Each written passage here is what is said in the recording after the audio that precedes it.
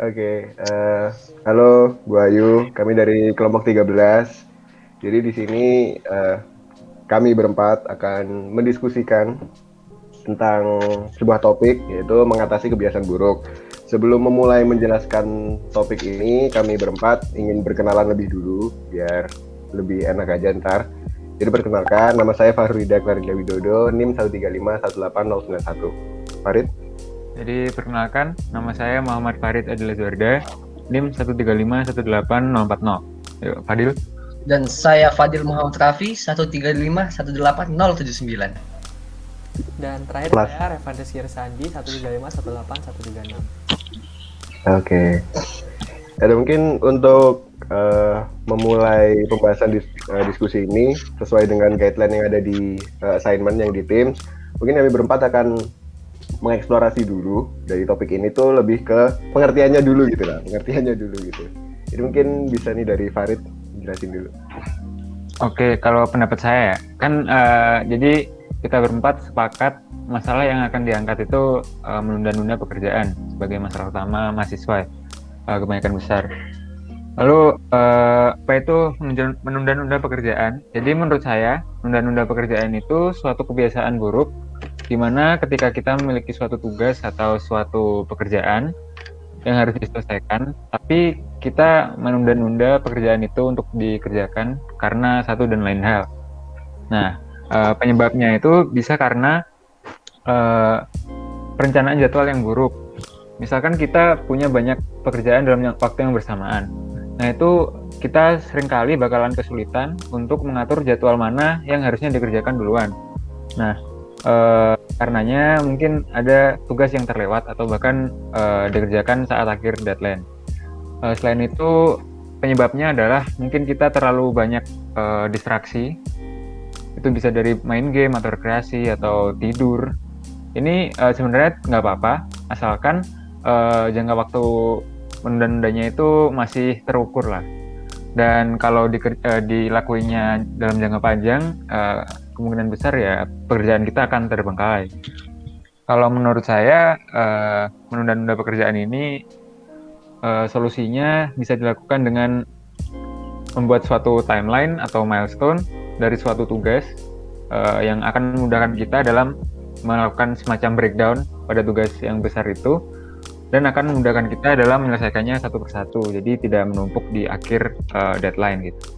Mungkin dari situ sekian pendapat dari saya. Mungkin teman saya Fadil bisa menambahkan. Ya, jadi kalau menurut saya ya, menunda-nunda pekerjaan itu adalah suatu keadaan, suatu sifat di mana seseorang itu merasa kesulitan untuk mengajak atau memaksa dirinya untuk melakukan kegiatan-kegiatan yang penting dan berarti untuk dilakukan. Tapi orang tersebut malah melakukan kegiatan-kegiatan yang sifatnya trivial lah, yang hanya menimbulkan kesenangan semu saja. Nah, penyebabnya apa sih dari kenapa orang itu bisa menunda-nunda pekerjaan? Sebenarnya ada beberapa penyebab nih setelah aku melakukan riset. Yang pertama itu ada kecacatan dalam melakukan perencanaan. Nah, jadi karena adanya cacat dalam melakukan perencanaan, dia itu bingung ke depannya mau melakukan apa sehingga ujung-ujungnya malah nggak terlaksana. Kemudian yang kedua itu orang tersebut itu nggak bisa menghargai waktu. Dia malah menggunakan waktunya itu untuk ya kegiatan yang buat dia senang aja, buat dia senang. Namun senang itu sebenarnya cuma sementara. Dan malah dia mengabaikan waktu itu untuk digunakan menyelesaikan kegiatan-kegiatan yang penting untuk dia laksanakan. Kemudian yang ketiga ada juga ya ini lebih ke kebiasaan sih. Jadi orang tersebut tuh kurang disiplin lah, nggak membiasakan dirinya untuk hidup disiplin. Jadinya ya membuat dia suka menunda waktu. Kemudian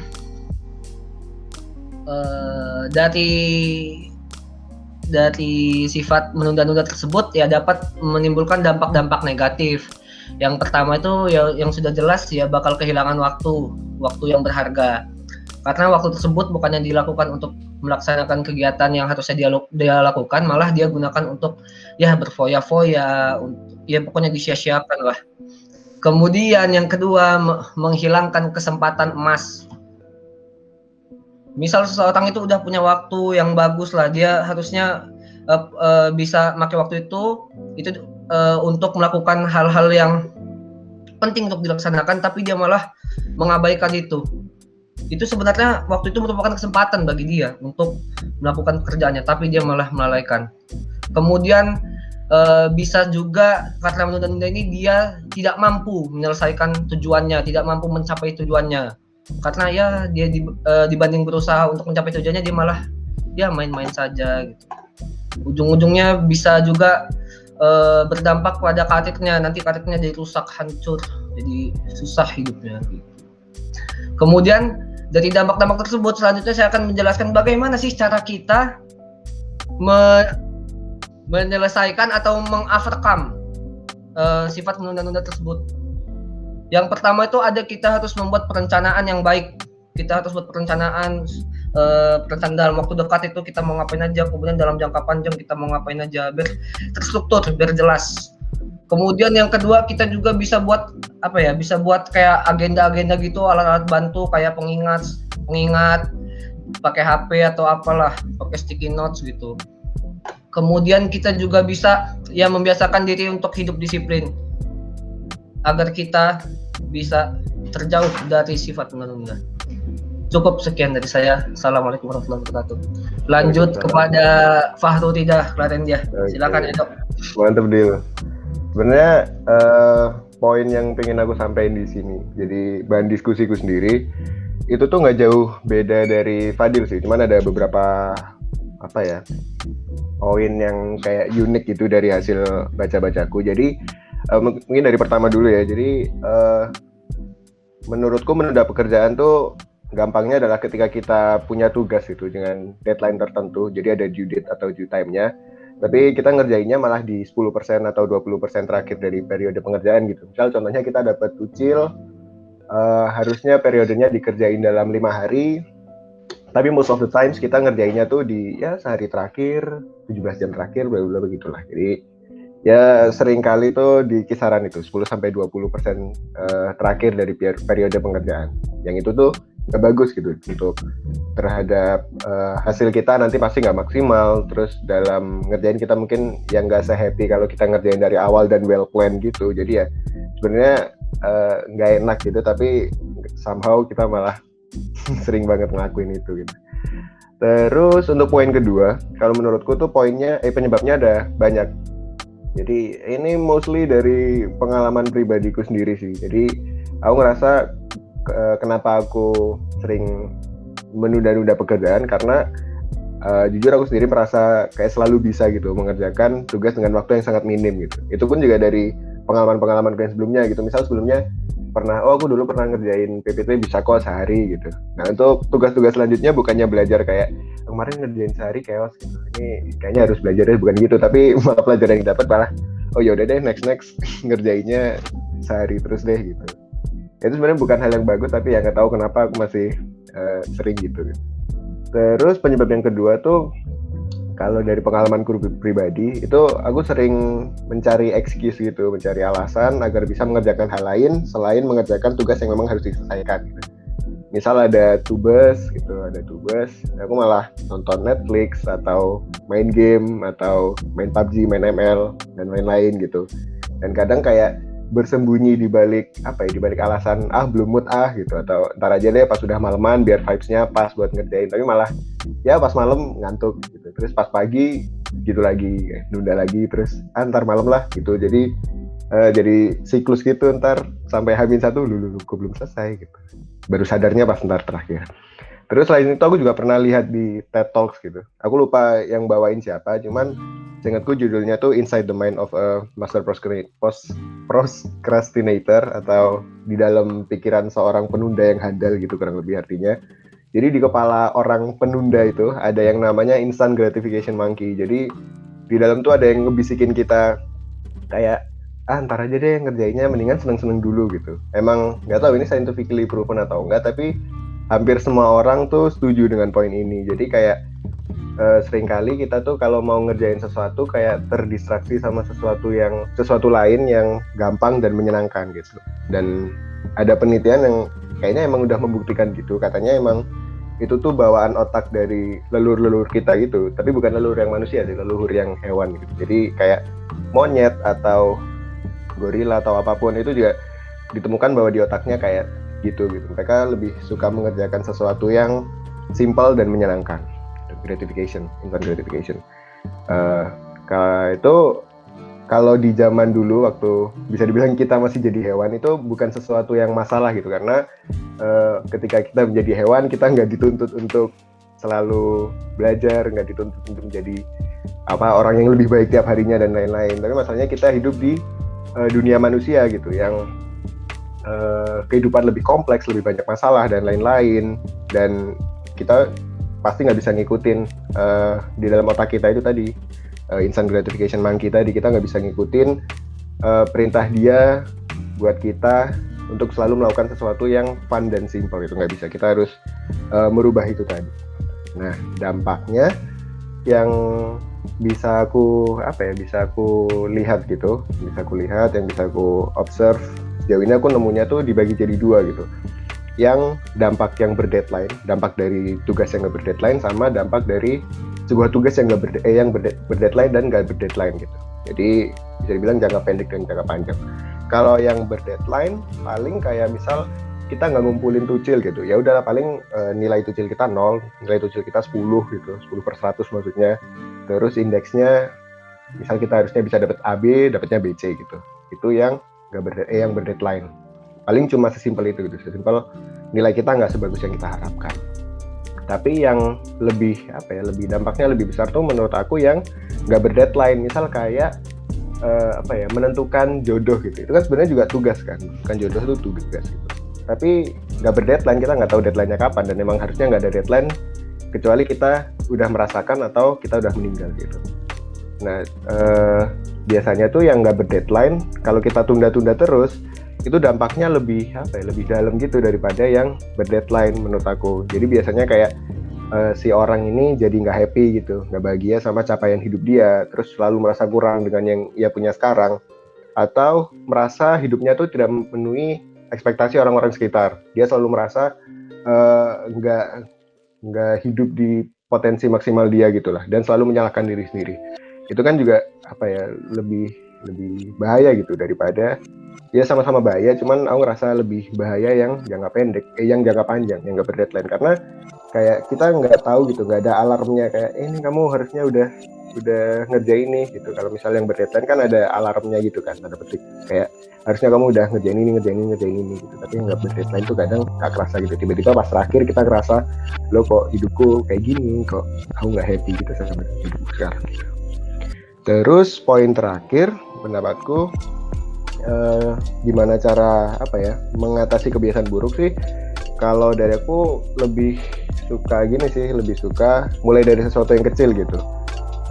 Soalnya biasanya hal-hal atau kebiasaan kecil yang ditekunin tuh biasanya bisa jadi sesuatu yang lebih besar. Kalau kebetulan saya kan muslim, mungkin saya juga bisa mencoba membiasakan selalu sholat di awal waktu gitu. Jadi habis adzan wudhu sholat gitu sih. Nah itu selain itu juga bisa misal sebelum kuliah dibiasain beresin kamar dulu. Ini juga agak kacau, jadi ya mungkin mulai dari Senin aku biasain beresin ini sebelum kuliah biar lebih enak aja dan sebagai bagian dari kebiasaan. Terus beresin meja kerja ini juga lumayan kacau, jadi oke lah mulai Senin ini tadi menunda ya mulai habis gini aku beresin. Terus bisa sebelum kelas dibiasain mandi pagi dulu gitu. Nah meskipun menurutku itu kelihatan receh, tapi dari pengalamanku most of the times kebiasaan-kebiasaan kecil tuh bisa membantu banget buat numbuhin disiplin di hal-hal lain yang lebih besar gitu sih. Panjang ya. Ya udahlah, daripada bosan dengerin aku, mungkin bisa lanjut pendapatnya Revan, monggo. Oke. Sebenarnya pendapatku tuh nggak jauh lebih beda daripada pendapat Edo. Menunda pekerjaan tuh ya kurang lebih ketika kita punya kewajiban untuk mengerjakan sesuatu, tapi itu kita mulai mengerjakan waktu udah deket deadline gitu. Nah lebih bahaya lagi kalau nggak ada deadline, bisa aja nggak dikerjain sama sekali gitu. Terus penyebabnya itu yang pertama tuh kita tuh, kalau dari aku sendiri, mudah terdistraksi gitu, walaupun punya plan yang bagus, udah terstruktur, tapi karena mudah terdistraksi itu jadi kita tidak disiplin mengikuti plannya. Salah satunya kayak gitu. yang kedua itu contohnya yang kedua itu merasa bahwa kayak pekerjaannya tuh bisa dikerjain dengan cepat gitu, jadi akhirnya kita menunda-nunda, terus kita hanya melakukan hal lain, terus kalau udah deket ternyata ekspektasinya bisa beda, akhirnya nggak kelar. Kalau ekspektasinya sama kayak yang awal tadi ya alhamdulillah bisa kelar gitu, tapi nggak belajar dengan pengalaman itu, kita tetap melakukan aku tetap melakukan hal itu tersebut. Terus yang ketiga itu apa ya, sebenarnya dari aku sendiri tuh aku perlu menunda-nunda, cuman kadang waktu udah down atau udah capek itu perlu menunda-nunda pekerjaan dan istirahat gitu sih. Cuman akhirnya itu karena terlalu senang menunda-nunda itu tuh menjadi kayak enak gitu, karena menunda terus tuh nggak ada beban, nggak ada apa, cuman seneng-seneng doang tuh happy gitu, merasa happy. Ya akhirnya semua pekerjaan nggak kelar karena terlalu dengan kebahagiaan itu. Terus dampak yang paling kerasa ya itu tuh kayak kita tuh tidak bisa mengetahui atau berkembang dengan maksimal gitu. Misalnya kita kayak apa ya, kita hidup 50 tahun ya, terus kita tuh menunda-nunda pekerjaan apapun pekerjaannya itu sekitar 30% misal. Jadi kita tuh bisa dihitung kalau kita hidup di dunia ini dengan potensi maksimal kita tuh cuma 35 tahun gitu. Jadi kayak sayang banget 15 tahun itu terbuang sia-sia. Yang lainnya disiplin, dan yang lainnya udah kerja sana sini, punya achievement sana sini. Kita cuman ya kita punya pengalaman dihitung 15 tahun ya, sedangkan yang lain mungkin bisa 50 tahun ke atas gitu. Terus solusi yang terpikirkan olehku itu pertama dan sangat basic tuh bangun plan dulu yang menurutnya visible gitu dijalanin oleh kita sendiri. Kayak nggak boleh terlalu nge-push kita buat plan yang berat, tapi kita mulai nge-plan tuh dari yang kecil-kecil aja, kayak ringan, kayak ngerjain tugas tucil deadline seminggu, ya mungkin kita boleh menunda-nunda cuman sehari gitu maksimal, karena kalau misal udah capek itu kayak backup plan gitu. Terus yang kedua itu karena kayak kalau ada plan tapi nggak ada disiplin ya sama aja dong plannya, akhirnya kayak plannya nggak terlaksana dengan baik. Makanya solusi yang kedua itu ya kita harus biasain disiplin gitu dari hal-hal yang terkecil. Misal kayak tadi Edo, biasain sholat dan tidak menunda-nunda waktu. Terus bisa aja karena hampir KP nih, karena ada coding interview, kita aku wajibin satu hari itu satu problem buat latihan coding test gitu sih. Gitu sih dari aku. Yang lain ada pendapat? Oke. Mantap Revan. Fadil, Farid, kalau ada pendapat monggo. Mungkin kan ini tadi diskusi ya pentingnya. Mungkin sebelum ditutup dikasih kesimpulan dulu kali ya. Jadi dari yang dijelaskan teman-teman aku tadi, jadi apa sih intinya dari menunda-nunda pekerjaan itu ya, ketika kita ada pekerjaan yang jelas yang harus diselesaikan dalam jangka waktu tertentu, tapi karena satu dan lain hal itu kita tetap aja nggak mau ngerjain dan mungkin menunda-nunda itu ya.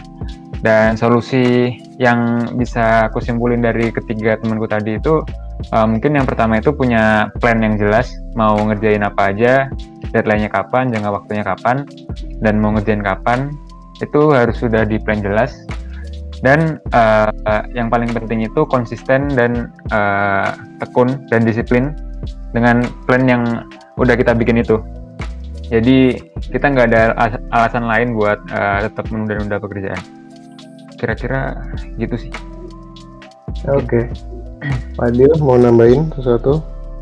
Ya kalau dari saya mau nambahin dikit aja sih, dikit. Jadi sebenarnya salah satu cara yang ampuh agar kita ini bisa terhindar dari sifat menunda-nunda ini, kita ingat dengan tujuan kita apa.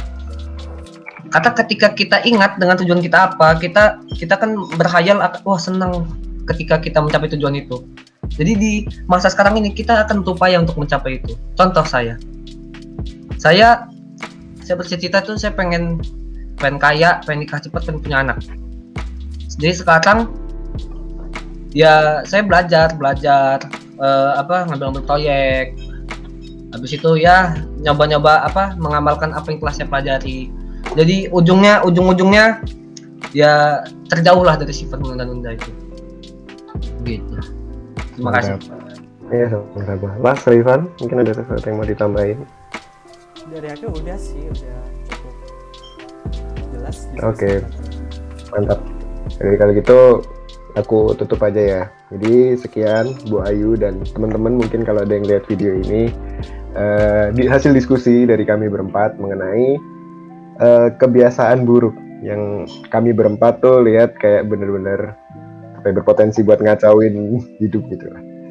Mungkin itu sih dari aku. Terus sebagai tambahan, sampai jumpa 21 hari lagi. Semoga ide-ide dari kalian buat menghilangkan kebiasaan buruk nih bisa berdampak positif, hasilnya juga sesuai dengan yang kalian harapkan. Soalnya kan ada nih tugas perorangan implementasi. Jadi udah sampai jumpa di 21 hari lagi, atau nggak tahu pas deadline, mungkin pas 25 Februari.